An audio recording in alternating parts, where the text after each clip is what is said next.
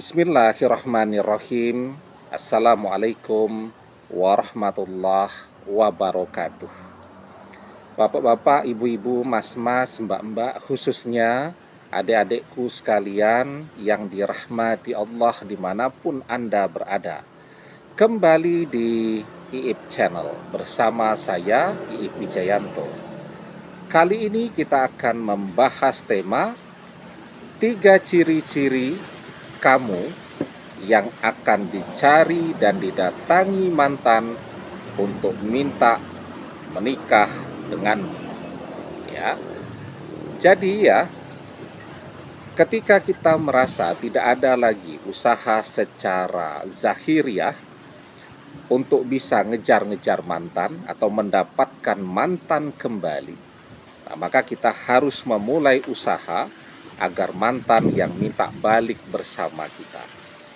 Oke, ketika kita tidak lagi melihat ada cara untuk bisa mendapatkan mantan, maka sekarang kita harus berusaha agar mantan yang berjuang untuk bisa mendapatkan kita.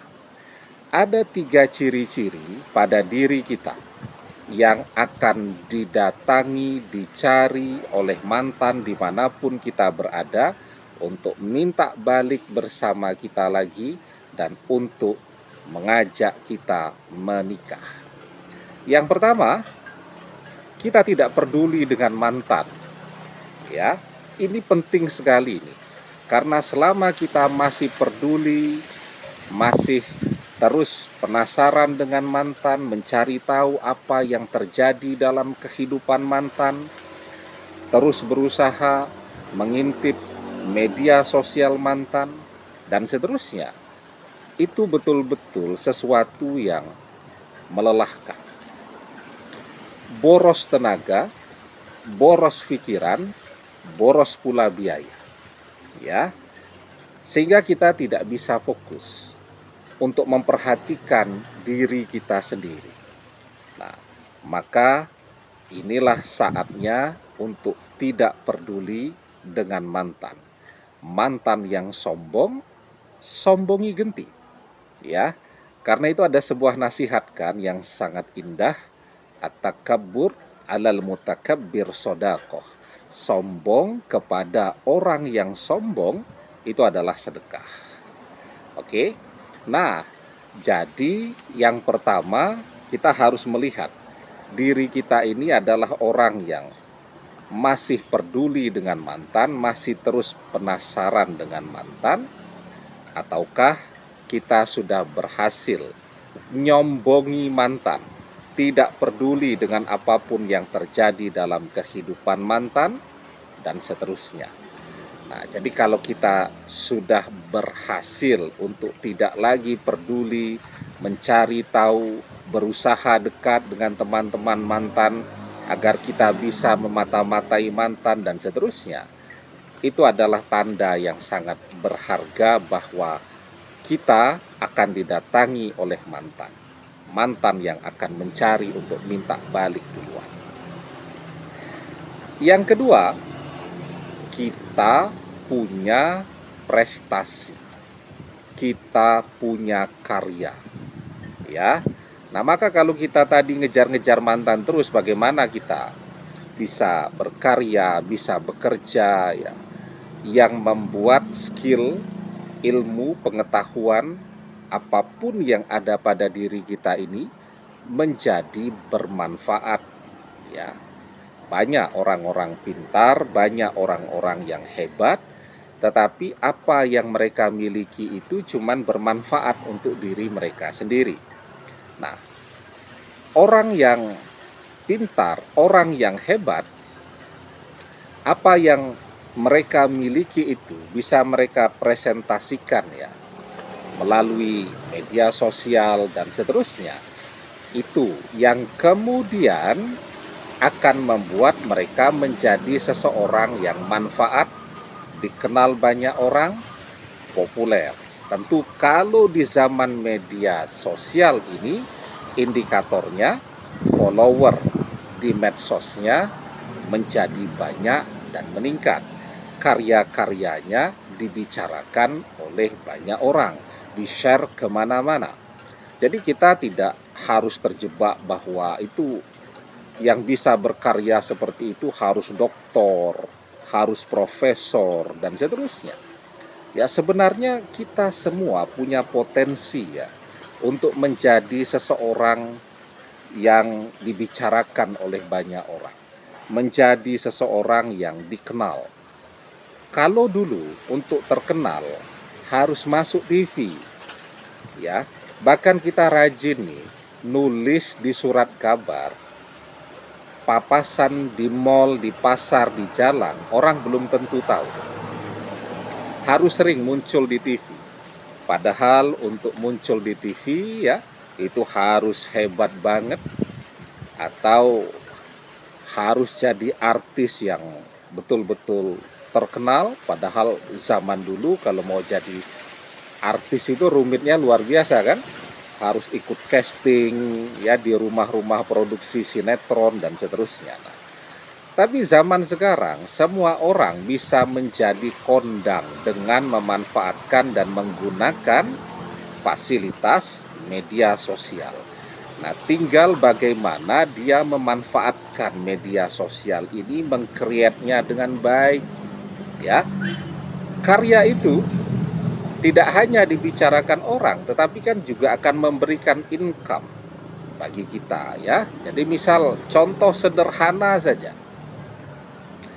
Pagi hari sepeda motor saya misal tidak bisa di starter. Misal ya, karena jarang digunakan. Saya jarang menggunakan sepeda motor ya, karena biasanya kan jarak tempuh perjalanan saya tiap hari jauh. Karena kalau naik sepeda motor itu ya kalau sudah cukup senior seperti kita, terpapar angin selama 1,5 jam begitu kan rasanya kurang oke ya. Maka biasanya memang menggunakan kendaraan roda 4. Dan mencari jalannya juga yang agak ke pinggir-pinggir tuh biar tidak terlalu macet. Nah, tapi kan ada kalanya kita pengen pakai sepeda motor, misal mau ke warung ya dan seterusnya. Nah, nggak bisa di starter karena jarang digunakan. Apa yang saya lakukan? Buka YouTube ya, mulai searching cara menstarter sepeda motor yang sudah lama tidak digunakan. Muncullah tutorialnya ya. Jadi saya lihat itu dan tutorialnya yang nonton jutaan orang. Karena ternyata banyak orang yang membutuhkan. Nah, begitu juga tuh pernah ya saya mau pakai sepeda motor agak jauh. Ya mungkin sekitar 1/2 jam lah perjalanan. 1/2 jam sampai 1 jam. Lagi iseng nih ya. Jadi pengen jalan-jalan gitu, nyari view yang bagus. Handphone saya lowbat. Apa yang dilakukan kan pasang charger di sepeda motor. Nggak taunya chargernya tidak on, tidak nyala. Saya coba ke mobil, nyala. Artinya yang rusak port charger di sepeda motornya tadi kan. Nah, apa yang saya lakukan kemudian? Buka tutorial di berbagai channel YouTube dengan jenis sepeda motor yang saya miliki. Ternyata ketemu tuh kerusakannya ada pada sekring cadangannya pun sudah disediakan di sana, cuman modal pinset ya untuk nyabut sekring tadi kemudian diganti dengan sekring yang baru, chargernya bisa digunakan dan videonya yang nonton jutaan orang ya. Nah, jadi itu contoh sederhana bahwa semua orang bisa bermanfaat ya. Dan ketika channel YouTube-nya misal subscribernya sudah 1.000 ya, dan bisa dimonetisasi kan, bisa di AdSense begitu, sehingga selain karyanya bermanfaat, dibicarakan banyak orang, juga memberikan income untuk dia. Nah, itu yang kedua. Dan yang ketiga, yang paling penting, apapun yang kita kerjakan itu karena Allah. Ya, kita bekerja karena Allah, yang kuliah karena Allah. Ibadah juga harus karena Allah. Mesti ada yang bertanya tuh, kok ada orang yang beribadah bukan karena Allah? Banyak. Ya, jadi contoh nih ya, baru ingat mau sholat ketika misal akan di PHK dari tempat kerja.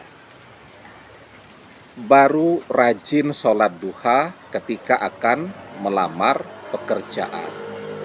Rajin tahajud ketika ingin mantannya balik. Nah, itu namanya kan orang beribadah karena dunia. Kita beribadah karena Allah.